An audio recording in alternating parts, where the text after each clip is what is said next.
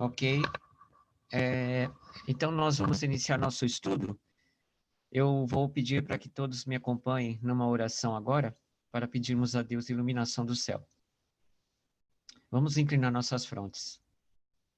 Bendito Deus, agradecemos a Ti, porque hoje é o Teu santo dia, e mais uma oportunidade Tu nos concedes de aprendermos a Tua palavra. Pedimos que nos concedas a iluminação de Teu Santo Espírito, para compreendermos as profundas verdades da Tua palavra, dentro da luz do Evangelho da justiça pela fé. Pedimos a Tua paz e a Tua bênção sabática neste sentido. Abençoe a todos nós mediante Jesus Cristo, nosso único Salvador. Amém. Bom, amigos, nós paramos no versículo 14. Nós analisamos pelo menos desde o versículo 1 até o versículo 13, né? Nós estamos no início aqui do quarto dia, o quarto dia da criação de Deus, e nós comentamos um pouquinho sobre a criação dos luminares.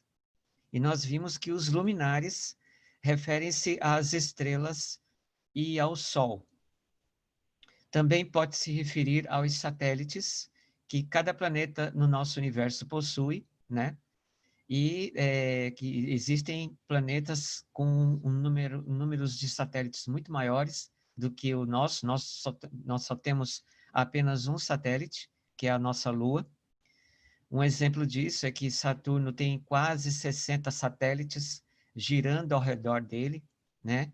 E os demais planetas também possuem seus satélites bem distribuídos e num número bastante grande.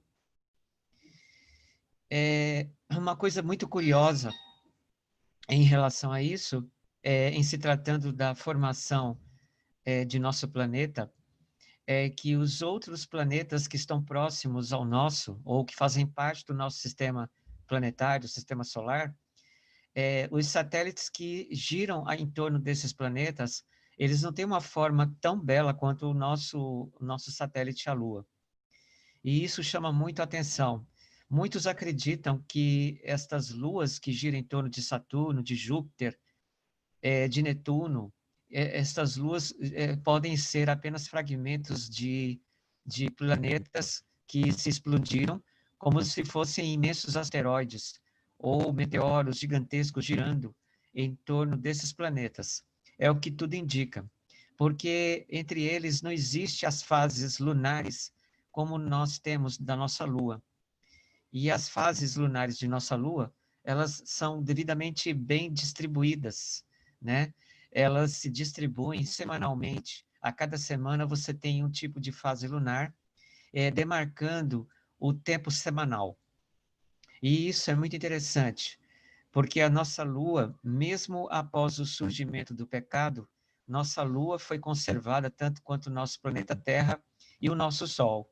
As estrelas também foram conservadas, mas houve muitas catástrofes nas regiões próximas de nosso sistema planetário e que induziram estes asteroides gigantescos a ficarem em torno de Júpiter, de Saturno, dando a entender de que são também satélites como o nosso, como a nossa Lua. Só que eles, ao que tudo indica, não são exatamente como a nossa Lua, por causa da sua deformidade e do tipo de tamanho tão diferenciado que há entre eles. No caso aqui, quando a Bíblia disse, no versículo 14, e Deus disse, haja luminares na expansão dos céus, para haver separação entre o dia e a noite, todos estes luminares, na ocasião da criação, foram devidamente distribuídos, bem estabelecidos, bem firmados. E nessa ocasião não havia o pecado. O interessante é que quando Deus disse para haver luminares na expansão dos céus, a Bíblia nos informa que isso aconteceu de uma forma imediata. Todas as estrelas de nosso universo surgiram de repente. E, como expliquei para vocês no sábado passado, era necessário que isso acontecesse porque a ciência tem compreendido acerca do desequilíbrio do vácuo, que é a sua densidade. Se as estrelas não existissem no tempo apropriado, e fossem mantidos apenas o vácuo sem a luminosidade dessas estrelas, o vácuo poderia entrar num estado de colapso de densidade altíssima. E nesse estado, simplesmente ele poderia se desaparecer. E não daria tempo para as estrelas serem formadas e ocuparem seus devidos espaços. E o incrível é que somente em Gênesis é que é apresentado dessa maneira, justamente no livro da Bíblia, porque as outras denominações, outras religiões orientais, egípcias, chinesas, sumerianas, elas não mostram esse tipo de construção do universo dessa maneira como a Bíblia mostra. E isso é impressionante. A Bíblia mostra um universo que é construído rapidamente, no mesmo dia, em que surge o vácuo, que faz uns 2 dias antes, que nós estamos aqui analisando, né? Que aconteceu, deixa eu ver aqui, só para relembrar, no segundo dia, né? E no quarto dia é que surgem as estrelas, então um espaço muito curto de tempo, de apenas 2 dias, né? O vácuo pôde ainda ser mantido, ser conservado em seu estado límpido, né? Em seu estado equilibrado, de modo que não houvesse nenhum tipo de colapso de densidade, de alta densidade. Então, nesse sentido, foi mantido e não houve nenhum tipo de problema quanto a essa questão, né? E as estrelas aí surgiram a partir do poder de Deus mesmo, né? Eu quero dar minhas boas-vindas à Andréia, que está aqui presente conosco em nossa sala. Seja bem-vinda, sinta-se à vontade, viu? O nosso assunto que nós estamos estudando trata-se do livro de Gênesis, do capítulo 1, tá? E nós estamos analisando a criação de Deus exatamente no versículo 14. Nós já estudamos desde o versículo 1 e nós estamos agora no versículo 14, tá? Então, aqui nós continuando, na criação, quando Deus estabeleceu essas estrelas, Deus estabeleceu de uma forma muito rápida, no mesmo dia, né? E isso não permitiu a alta densidade do vácuo, de modo que o vácuo viesse até desaparecer. Mas o mais incrível é que justamente nessa estabilidade, Deus, ao colocar as estrelas, que seriam exatamente os luminares, ele deu a ordem para que essas estrelas fizessem separação entre o dia e a noite. E também serviria para sinais e para tempos determinados, para dias e para anos. Então, essas estrelas, elas teriam capacidade gravitacional de fazer com que os planetas que girassem em seu redor fossem mantidos sob uma ordem de tempo, de dias, meses e anos. Ou seja, isso quer dizer que todos os planetas, todas as estrelas, quando elas foram criadas, cada uma dessas estrelas possuiria seus planetas, porque esses planetas estariam girando ao redor, tá? Cumprindo uma ordem de anos, que é justamente a translação do planeta em torno da estrela, que é o caso do nosso planeta Terra, que gira em torno de nosso Sol, né? Mantendo essa condição. E, além disso, a questão dos tempos determinados e, inclusive, dos sinais. Estes sinais estariam relacionados às estações dos anos. Então, cada ano teríamos aí 4 estações devidamente bem distribuídas.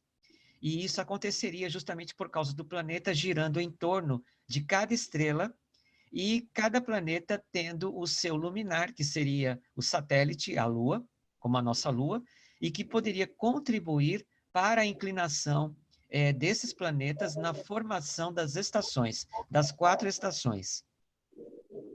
E aí no versículo 15 é dito assim: e sejam para luminares na expansão dos céus, para iluminar a terra. Então, a expansão dos céus, ou seja, todo o nosso universo, que seria aí estabelecido, teria o seu conteúdo formado por estrelas, e essas estrelas seriam fontes de luz, de energia, para serem devidamente distribuídas em todo o universo, fazendo com que o universo mantivesse uma estabilidade entre as trevas e a luz. E essa estabilidade, este equilíbrio quântico ou químico, né, vamos dizer assim, contribuiria para que o vácuo não entrasse em densificação. Ou seja, exatamente aqui, o universo não teria buracos negros, como no nosso universo atual. Então, o universo que Deus criou no passado, ele não teria buracos negros, tá? Então, seria um universo límpido, transparente, vamos dizer assim. E essa escuridão tão densa que o nosso universo hoje possui, no passado não teria também, porque as estrelas, no passado, quando elas foram criadas, elas foram tão bem distribuídas em todo o espaço que haveria iluminação devidamente distribuída em toda a região do universo. Hoje, isso não acontece. O que acontece é que o nosso universo ele tem sofrido um colapso de tal maneira que as estrelas elas estão cada vez mais agrupadas, fugindo desse colapso, e este colapso seria o quê? Seria os buracos negros, a formação de buracos negros. E essas estrelas tentando fugir da força gravitacional desses buracos negros, elas procuram se aglomerar em regiões em todas as regiões. Só que nessas aglomerações existem regiões com muitas estrelas e existem regiões com menos estrelas. E aí o que acontece? Nós temos um universo escuro. Nós temos um universo bastante escuro, não equilibrado como aqui apresentado no livro de Gênesis, quando Deus criou no quarto dia. No versículo 16 diz assim: E fez Deus os dois grandes luminares, o luminar maior para governar o dia e o luminar menor para governar a noite, e fez as estrelas. O interessante é que existe um cientista, agora estou tentando lembrar o nome dele, não lembro agora o nome dele. Eu sei que ele ganhou o Prêmio Nobel em Química pelos anos de 1950, e ele fez uma declaração acerca do luminar menor, que é a Lua, e ele declarou o seguinte, que a Lua ela teria muito maior característica de natureza estrutural mais parecida com a Lua, com o Sol, perdão, do que com a Terra. Então, a Lua ela teria características estruturais mais aproximadas do Sol, né? Características assim, sua estrutura seria muito mais semelhante à estrutura do Sol, apesar de o Sol ter uma composição completamente diferente da Lua, mas ela teria uma característica muito mais semelhante ao Sol do que à Terra. Porque existe uma teoria entre os evolucionistas que é dito o seguinte, que quando a Lua foi formada, ela foi formada por causa de um provável asteroide que se chocou com a Terra e parte da Terra, um pedaço, um fragmento gigantesco da Terra, saiu daqui, né, por causa do impacto, e este pedaço gigantesco entrou em órbita em relação ao nosso planeta Terra. E, ao invés de ele ter se afastado muito rapidamente, por causa do impacto de outro asteroide sobre o nosso planeta, isso não aconteceu. Ele ficou preso à nossa órbita e começou a girar em torno da nossa órbita, até formar a Lua. Essa é uma teoria que os evolucionistas atuais defendem. A Bíblia não nos informa exatamente como ocorreu a formação da Lua, mas o que é dito aqui é que quando Deus criou o Sol, ele criou a Lua também, né? No mesmo instante em que o Sol foi criado, a Lua também foi. E isso nos chama muito a atenção, porque se nós observarmos desde o contexto do versículo do capítulo 1 de Gênesis, mais ou menos pelos versículos 6 e 7, nós vamos observar que as águas, quando elas foram divididas para a formação do nosso firmamento, que seria o vácuo, o universo, ocorreram dois tipos de águas, as águas que ficaram na parte de cima e as águas que ficaram na parte de baixo. As águas que ficaram na parte de baixo, as escrituras nos informam, aqui no versículo 8 e 9, o surgimento da porção seca. E as águas que ficaram em cima? Com certeza, as águas que ficaram em cima, elas deram formação às estrelas. Um exemplo mais para a gente entender bem isso. Por exemplo, o nosso Sol ele é composto 100% de hidrogênio. Só que a formação do Sol em relação ao hidrogênio, o hidrogênio puro do nosso Sol só se encontra no núcleo dele, bem no centro do Sol. Quando esse hidrogênio se funde, que é chamada de fusão nuclear, no interior do Sol, ocorre uma reação química de formar-se outros tipos de hidrogênio. Eu cheguei a comentar para vocês que existe o hidrogênio 2, o 3 e o 4, que seria, na verdade, não propriamente hidrogênio, mas seria chamado de hélio. Então, o Sol, desde a região do núcleo até a superfície, ele é formado de hélio. Mas na parte interior, que é no núcleo dele, onde ocorre a fusão nuclear, é formado de hidrogênio.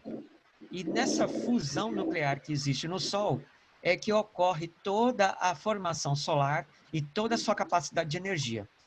Isso é importante saber porque o hidrogênio, que é o componente principal da nossa estrela, do Sol, é onde é encontrado justamente nas águas. Nós encontramos o hidrogênio, de acordo com Gênesis aqui, muito bem distribuído nas águas. Então, é bem certo que quando Deus deu a ordem para que as águas se fundissem, ele, ao formar o elemento seco, ele também estabeleceu o mesmo critério no quarto dia para a formação de estrelas. E o nosso Sol, que é uma estrela de hidrogênio ou de hélio, que formou-se a partir do hidrogênio da água, justamente nessa estruturação e nessa formação. Agora, existem outras estrelas que Deus criou, que é dito aqui. Essas outras estrelas têm outros tipos de componentes. Por exemplo, existem estrelas que são diamante, são compostos de diamante. Existem estrelas só compostas de nêutrons. Existem estrelas de outros tipos de minerais. E o curioso é que estes minerais, como por exemplo o próprio diamante, são minerais extraídos do elemento seco que nós conhecemos como a terra, o próprio elemento seco chamado terra. Então, isso quer dizer que quando Deus deu a ordem para a formação da terra, na fusão das moléculas de água, ele também fez a mesma coisa, utilizando a fusão das moléculas de água para a formação de estrelas. Ele fez a mesma coisa. Ele só fez isso num dia diferente, que foi no quarto dia. E isso é interessante, porque nós verificamos que a estrela, ela tem uma energia muito poderosa, muito grande, e sua composição é muito variada. A nossa estrela é a única conhecida que possui hidrogênio. Até hoje não encontramos outro tipo de estrela como a nossa, não. As outras estrelas são bem diferentes, tá? Elas são geralmente compostas de sedimentos mesmo, de granitos, e outras de diamante, como eu citei aqui para vocês. E isso é muito curioso, né? Provavelmente existem estrelas até de composição de ouro, ou outros tipos de metais, muito até para nós considerados metais preciosos. Existem satélites também que têm a mesma formação, o mesmo tipo de composição de metais. Por exemplo, a nossa Lua, uma boa parte da Lua contém alumínio, na nossa Lua, né? Contém um tipo de alumínio, que é o alumínio que nós conhecemos da panela, né? Mas é praticamente o mesmo tipo de composição. Então, isso tudo tem uma relação, sim, com a formação das águas, né? Quando deu origem ao elemento seco, ou seja, seguiu o mesmo padrão. Só que, veja bem, a Terra ela foi formada no terceiro dia, né? Na formação do elemento seco. Agora, o Sol foi formado no dia seguinte, na composição da formação das águas de cima, na composição da fusão de hidrogênio, que aí é que deu origem ao nosso Sol, que é constituído de hélio 4 ou de hidrogênio. Aqui no versículo 16 continua dizendo assim: o luminar maior governar para governar o dia, e o luminar menor para governar a noite, e fez também as estrelas. Então, este governo destes astros em relação ao tempo do dia e da noite, nessa fixação, nesse modelo, né, de tempo estabelecido para o nosso universo, esses corpos celestiais, eles tinham que manter uma administração dessas condições. E isso seria importante para manter o equilíbrio com o vácuo do nosso universo, que é representado pelas trevas. Este equilíbrio, como eu disse para vocês, era necessário que existisse para que evitasse a densificação do vácuo. No contexto é continuado dizendo assim: e viu Deus, aqui no versículo 16, E aqui é dito que ele também fez as estrelas. Existe um texto aqui no livro de Salmos, no capítulo 8, no versículo 3,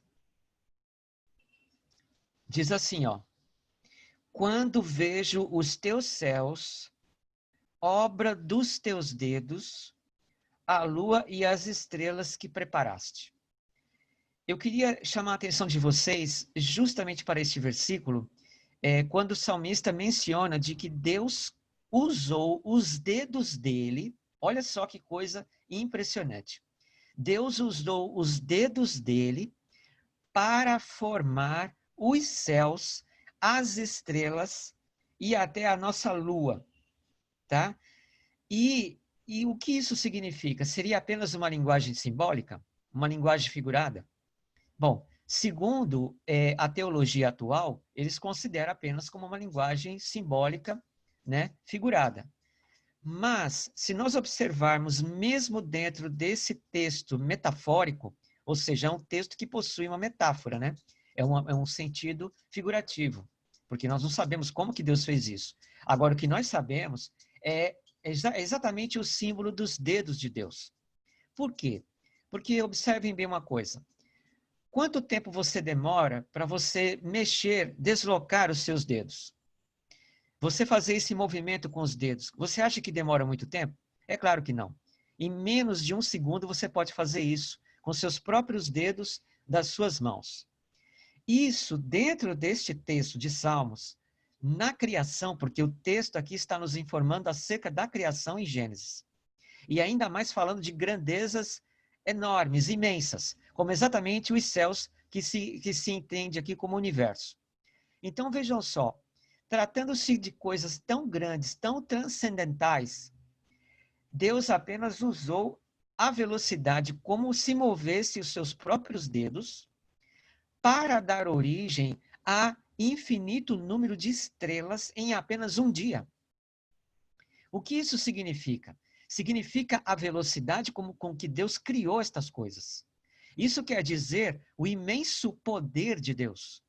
Por isso que o texto aqui de Salmos, capítulo 8, versículo 3, ele cita, ele coloca a mão de Deus, os dedos de Deus, como um exemplo para nós de como ele criou e com que velocidade ele estabeleceu um infinito número de estrelas. Nós não sabemos a quantidade de estrelas que existe no universo. É impossível. Alguns cientistas acreditam que na praia, cada grão de areia na praia ainda não tem o número total de estrelas no universo. Não tem a mesma quantidade. A quantidade de estrelas no universo é muito maior. Então agora vocês imaginem que Deus fez isto no mover de seus dedos, ou seja, rapidamente, numa velocidade extraordinária, desconhecida para nós. Isso quer dizer que somente um Deus, um ser todo-poderoso, poderia realmente criar tudo isso.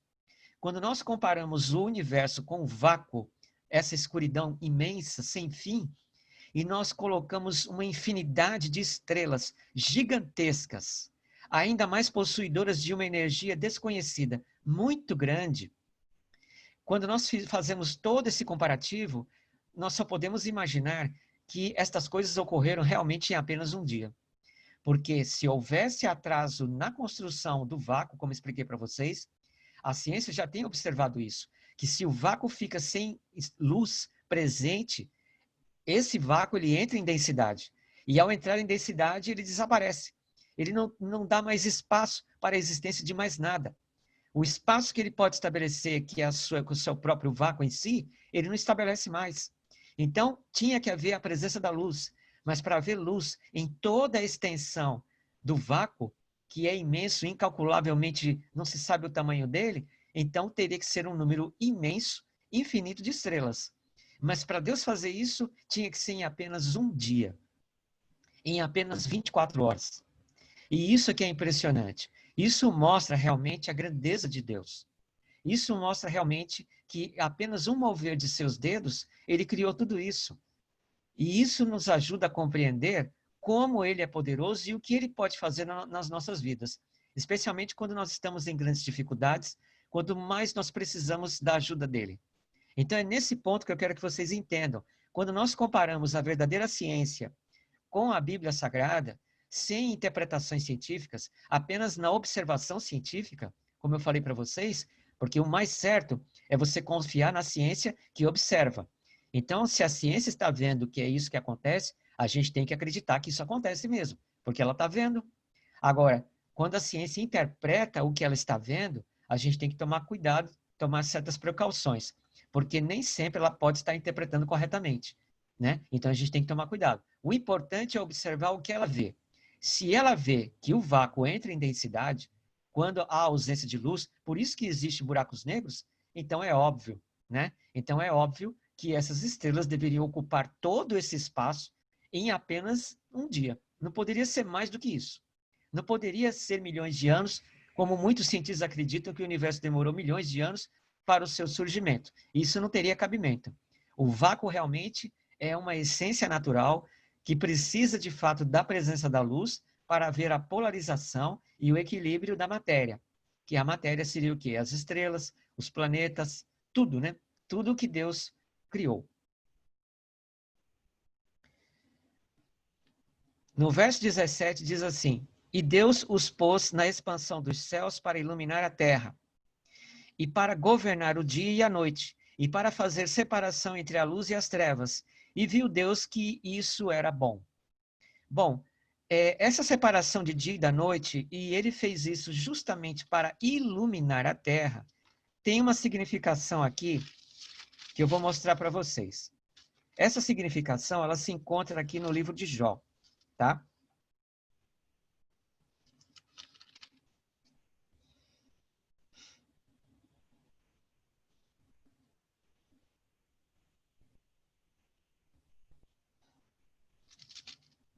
Deixa eu ver aqui.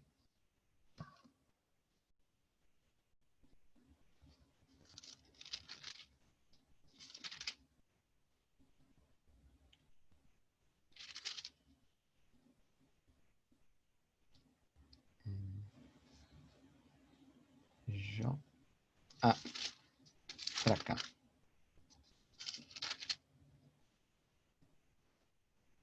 É no livro de Jó, no capítulo 38.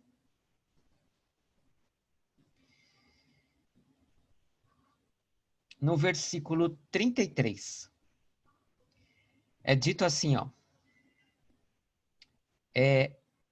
Esse versículo é uma pergunta, mas mesmo que seja uma pergunta, está nos dando uma informação importante. Veja só a informação. Sabes tu as ordenanças dos céus? Ou podes estabelecer o domínio deles, ou seja, o domínio dos céus sobre a terra? É uma pergunta que foi feita aqui de Deus para Jó. Quando Deus perguntou para Jó, sabe tu as ordenanças dos céus? O que é que Deus estava mostrando para Jó? Deus estava mostrando para Jó se Jó realmente entendia das leis que governam os céus, ou seja, o universo, ou os universos que Deus havia estabelecido, desde a criação dos anjos celestiais. E quando ele disse isso, ele também perguntou, podes tu também estabelecer o domínio deles sobre a terra? Deus está nos informando aqui que existe realmente um domínio, tá? Existe realmente um poder, uma influência gravitacional das estrelas sobre o nosso planeta Terra. No passado, as pessoas estudiosas de leis do universo, principalmente os babilônios, eles conheciam esse domínio, só que eles perverteram, eles começaram a achar que as estrelas eram deuses. E aí eles criaram a astrologia.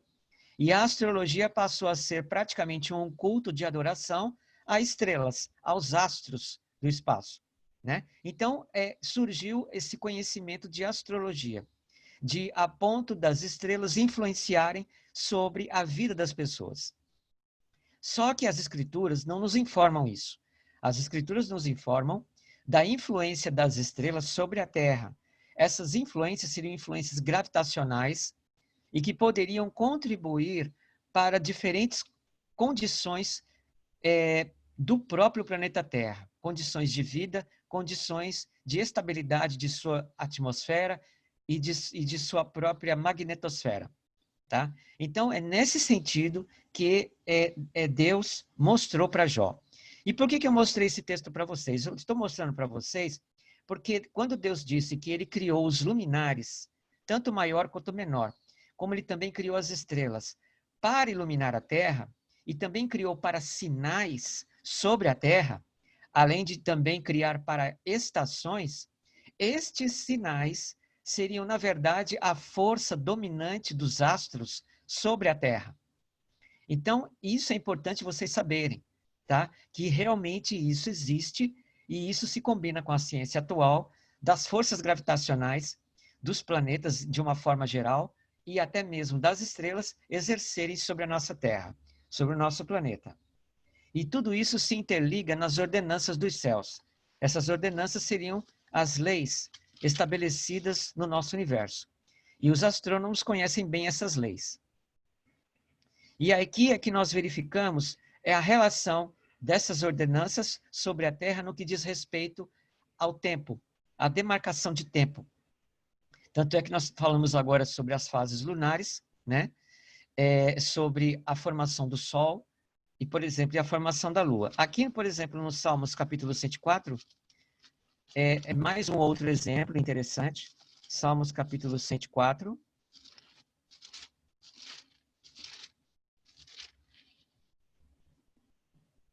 No versículo 19, diz assim: Deus designou a lua para as estações e designou também o sol, e o sol conhece o seu ocaso. Deus ele estabeleceu o sol e a lua, e Deus colocou ao sol para o sol governar sobre o seu ocaso. O ocaso do sol é o pôr do sol.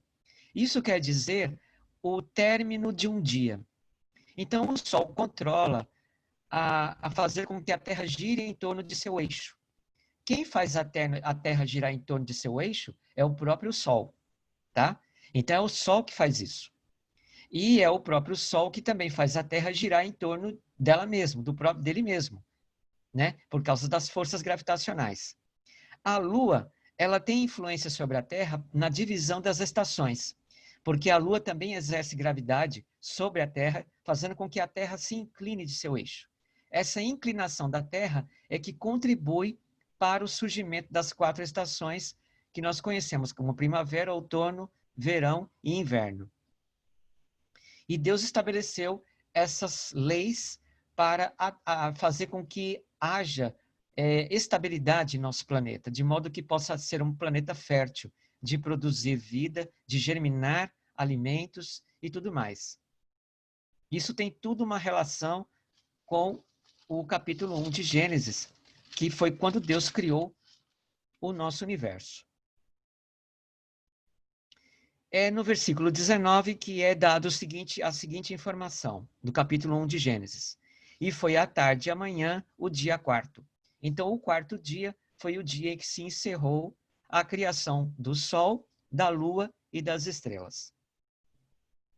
No verso 20, é dito assim: E disse Deus, produzam as águas abundantemente répteis de alma vivente, e voem as aves sobre a face da expansão dos céus.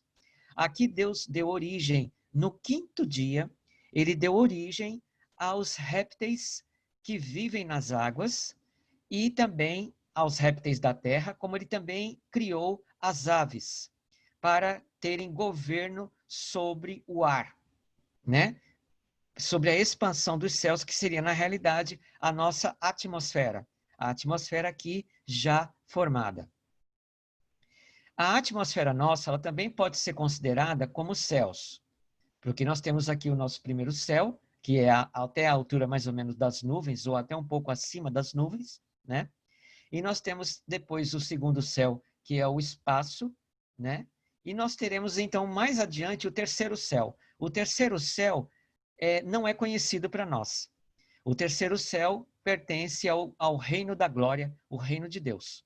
A ciência não conhece o terceiro céu, só conhece até o segundo céu. mas a Bíblia nos informa de que existe o terceiro céu, que é onde Deus habita.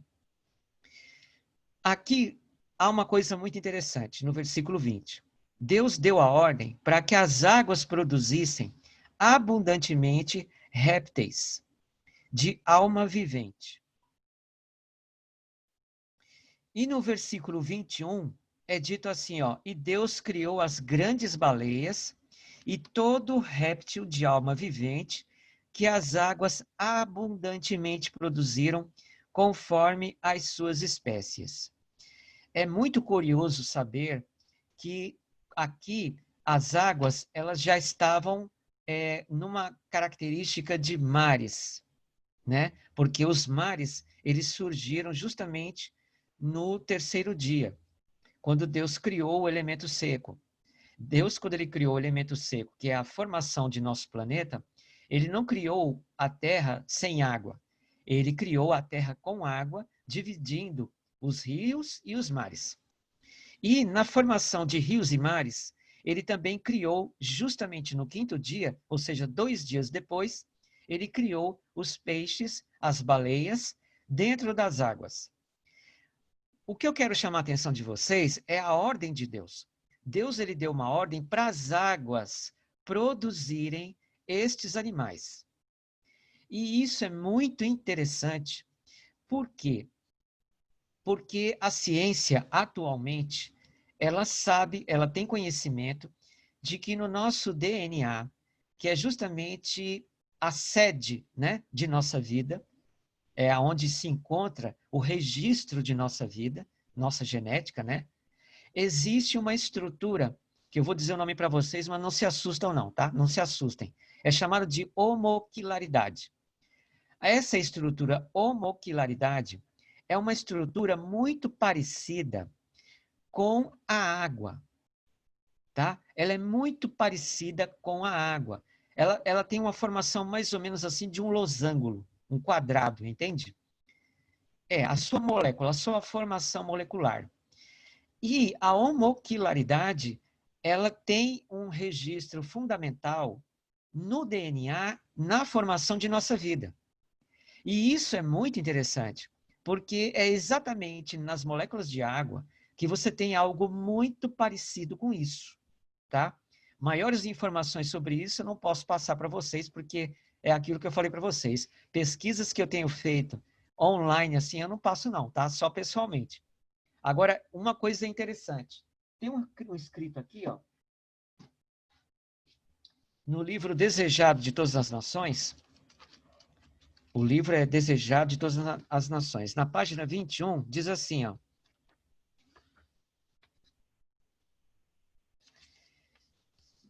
A escritora, ela vai falando aqui sobre a natureza que Deus havia criado. E depois ela diz o seguinte, ó. Ela fala primeiro do sol. O sol derrama sua luz para alegrar a 1000 mundos. Depois ela diz assim, o próprio oceano, a origem de todas as nossas fontes, recebe as correntes de toda a terra, mas recebe para dar. Então, olha só que coisa interessante. Os oceanos, as águas, elas possuem registros de nossas origens. Ela possui registro de nossas origens, inclusive da origem da própria vida. E essa característica que eu falei para vocês da estrutura chamada homoquilaridade é um nome dela que eles puseram lá. Eles puseram esse nome. Ué. Vai fazer o quê? Puseram esse nome. Então, é uma estrutura similar, parecida com as estruturas da molécula de água. E Deus disse para as águas aqui, no versículo 20, produzirem seres vivos, chamados de peixes, de répteis, né? De baleias, de todo tipo. E ainda disse que deveriam ser produzidos conforme as suas espécies, aqui no versículo 21. Em relação às aves, Deus lhe disse, e toda ave de asas conforme a sua espécie. E viu Deus que isso era bom. O interessante é que na formação das aves, a gente imagina como que Deus pode ter criado essas aves fora da água, né? Mas com certeza foi o mesmo princípio que Deus utilizou para a formação do ser humano, ter tirado do pó da terra, do barro. E os peixes e as baleias, os animais que vivem, animais aquáticos, né, que vivem nas profundezas das águas, todos eles também foram tirados de seus barros internos, né, no fundo do mar. Todos eles. Só que a água deu mais informações estruturais para a formação dessa vida. É tanto que a formação da vida, como eu disse para vocês, em sua estrutura genética, é muito parecida com a molécula de água, muito parecida. É isso que chama muito a atenção. Isso é só para vocês refletirem, para vocês perceberem a grandeza que é esse livro da Bíblia em nos informar, na comparação com a ciência, nos informar acerca da criação de todas as coisas, como realmente tem muito mais a ver com a realidade, né, de nossa existência, do que muita interpretação, muita teoria científica que tem por aí e que a gente tem que tomar cuidado. E que a gente tem que pôr o pé atrás, porque não é bem assim, né? Com respeito às aves, quando elas surgiram, elas passaram a ter um controle sobre a atmosfera, sobre um controle sobre até a formação da gravidade. Então, as aves, por mais que elas fossem pesadas em relação à gravidade, elas teriam capacidade de voar. E por que isso acontece? Bom, existe um estudo na própria física, no estudo da física, que diz o seguinte, que a gravidade, ela exerce influência sobre a massa, por isso que a massa tem um peso e por isso que a massa cai no chão. Então, a gravidade tem a sua influência sobre essa massa, tá? Só que o que a gravidade não proíbe, ou seja, não impede, é que essa massa tenha reações, tenha energia própria de poder reagir. Isso significa que se a massa reage, se ela tem energia de modo a reagir, ela pode se opor à gravidade, ela pode reagir contra a gravidade, de acordo com a energia que ela possui. Então, por exemplo, cada pessoa tem um peso, cada pessoa tem o seu peso, sua gordura, sua formação estrutural. Existem pessoas gordas, existem pessoas magras, certo? E isso é relacionado à gravidade. A gravidade está puxando você para baixo. Mas acontece que, mesmo você sendo assim pesado, porque a gravidade te puxa, mesmo assim, se você reagir contra essa força que te puxa para baixo, a gravidade não impede a sua reação. Se ela não impede, então você consegue pular, você consegue andar, você consegue correr, você consegue se movimentar. É a mesma coisa em relação às aves. As aves, elas também fazem a mesma coisa. Elas podem dar um impulso para voar. Uma abelha, ela pode dar um impulso para voar e nesse voo a gravidade não interfere. Não vai segurar a abelha ao chão. Não vai segurar o elefante no chão. Não vai segurar você no chão.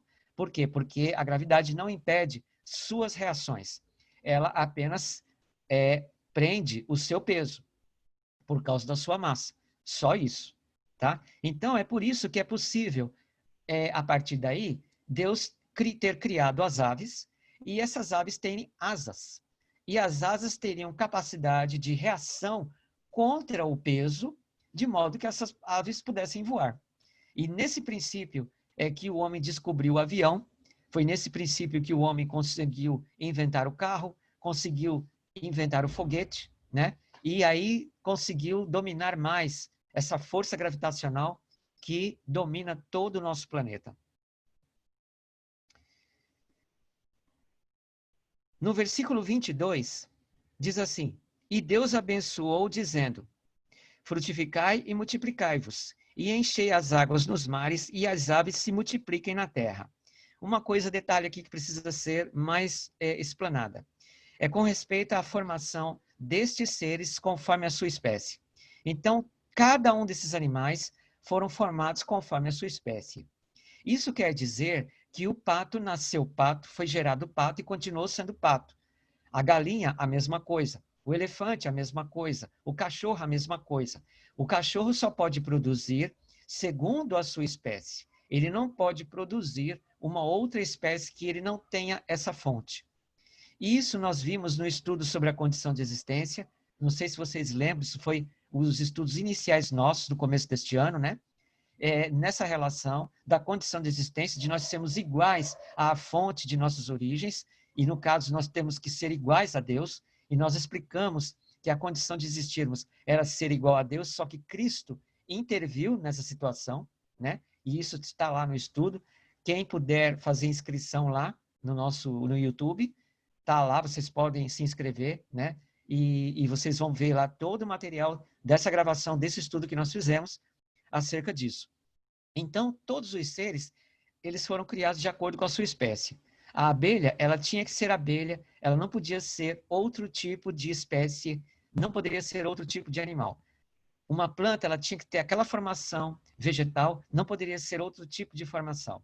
Então, essa subdivisão de espécies anula 100% qualquer ideia de evolução, de teoria da evolução, de que nós temos vindo apenas de uma única espécie. Porque não existe, até hoje, não existe nenhuma prova científica de todos os seres terem vindo de uma única espécie, de uma única célula. Isso não existe, não há nenhum registro em torno disso.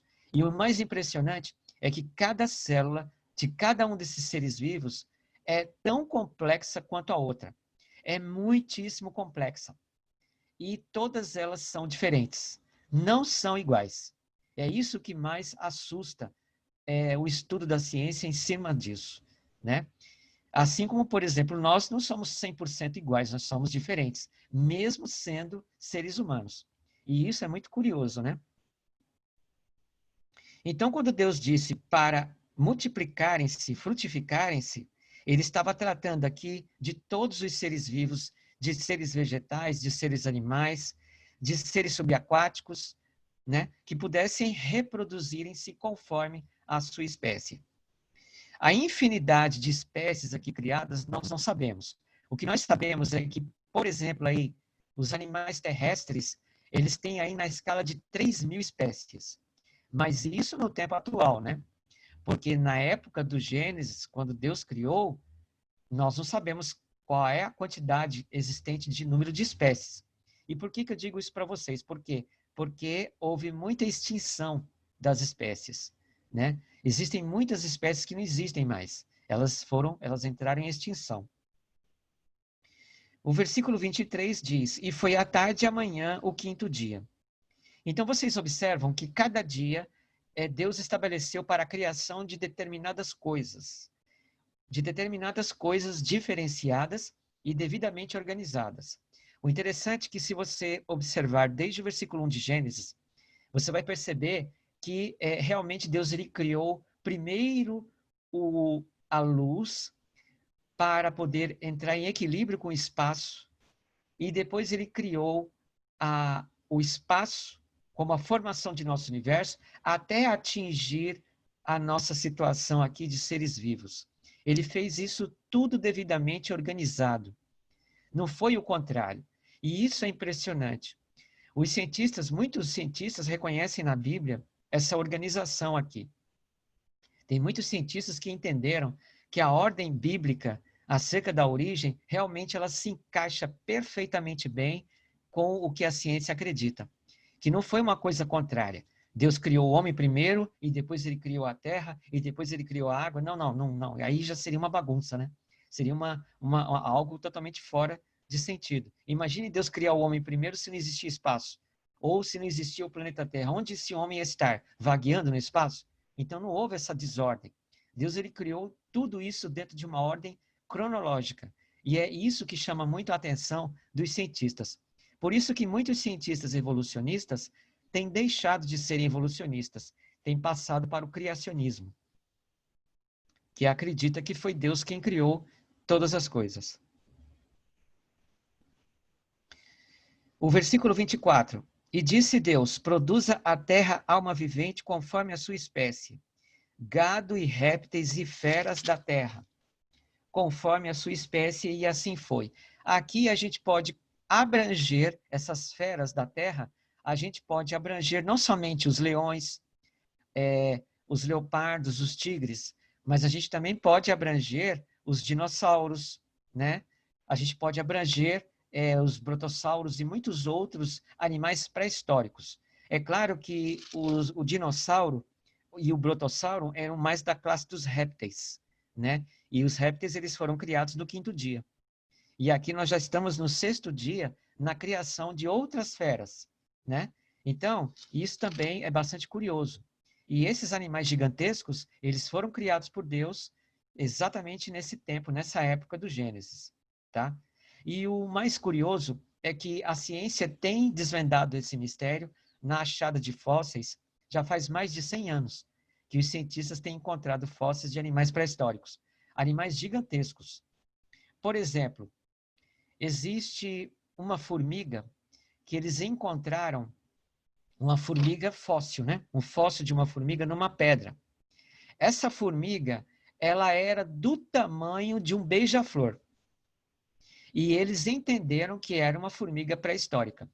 Olha só o tamanho dessa formiga, né? Então, animais grandes, gigantescos, que foram criados no passado, eles encontraram muitos animais de tamanhos assim enormes. Por exemplo, um outro animal encontrado também foi o bicho preguiça.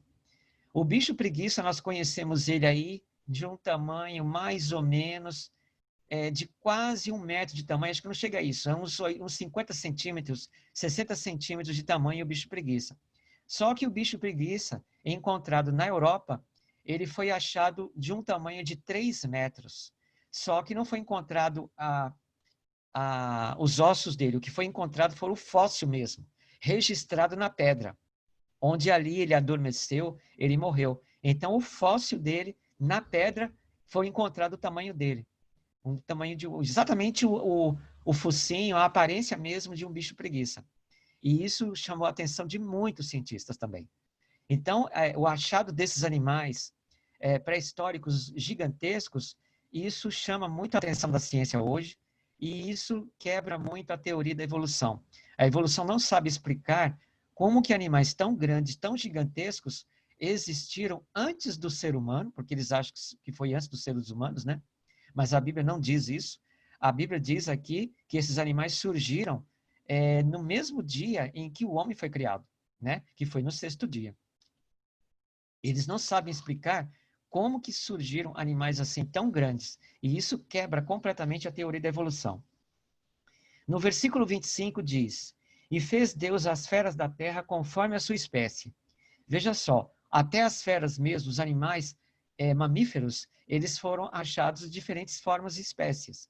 Ninguém explica a evolução de cada um, porque não existe realmente uma explicação evolutiva desses seres. Esses seres eles foram criados realmente conforme sua espécie, bem divididos biologicamente, bem diversificados. E o gado também, conforme a sua espécie, aqui no versículo 25, e todo réptil da terra conforme a sua espécie, e viu Deus que isso era bom. Lembrando sempre que estes animais que foram criados, até mesmo os animais subaquáticos, lembrando-se, a gente tem que se lembrar disso, que a terra, quando ela foi criada, ela tinha propriedades genéticas já inatas à sua composição, tá? Por isso que nós, quando nós morremos, nós nos transformamos em pó da terra, porque nós temos a mesma estruturação biológica, genética, tá? Comparada mesmo ao subsolo, ao terreno, à superfície arenosa. Bom, pessoal, eu vou parando então por aqui no versículo 25, porque nós já chegamos ao horário das 4 horas, né? Então, eu vou estar aqui encerrando e acredito que no próximo sábado nós já vamos concluir todo o capítulo de Gênesis, né? Do capítulo 1 de Gênesis. E aí eu deixo para vocês, lembrando, né? Para vocês estarem marcando aí as perguntas ou qualquer comentário. Nós vamos abrir um espaço para vocês estarem comentando. Assim que nós terminarmos o capítulo 1 inteiro de Gênesis, nós estaremos abrindo um espaço para vocês comentarem, perguntarem, questionarem. Vocês podem se sentir livres para isso, para a gente tentar esclarecer bem o que está aqui nas Escrituras Sagradas com respeito à criação da Terra, com respeito à criação de nossa existência, tá bom? Então, fique bem claro isso para vocês. Eu quero que vocês escrevam, porque às vezes a gente tem uma dúvida, só que como a gente não pergunta, acaba esquecendo, né? Então, é bom vocês marcarem, para depois vocês perguntarem, vocês comentarem, ou então nos ajudarem com mais informações, né, do que vocês sabem por aí, sobre as origens, sobre alguma coisa de ciência, passem para nós, isso é importante para nós, porque isso só vai encher mais ainda a nossa enciclopédia aqui, né, de conhecimento, né? Para a gente só vai ser uma bênção mesmo, tá bom? Então, eu agradeço a todos a presença de todos vocês, agradeço também a presença do Levi, né, que nos ajudou nessas transmissões aí dos estudos, e a irmã Andréia também, por estar aqui conosco, participando, tá? E a gente vai colocar você depois no grupo, tá? Para estar participando com a gente lá, tá bom? Então, vamos então concluir. Eu vou fazer uma oração e vamos terminar o estudo de hoje. Maravilhoso Pai, mais uma vez agradecemos a Ti pelo privilégio de termos compreendido melhor o ensinamento da Tua Palavra. Pedimos que abençoe a cada um de nós aqui e que possamos cada vez mais compreender os mistérios da Tua Palavra, compreender a verdade que está escondida na Bíblia, de modo a vivermos somente a Tua vontade. Ajude-nos, Pai. Abençoe a cada família presente e que Tu nos dês uma semana maravilhosa. Em nome do Senhor Jesus. Amém. Deus abençoe a todos. Obrigado, pessoal. Até mais.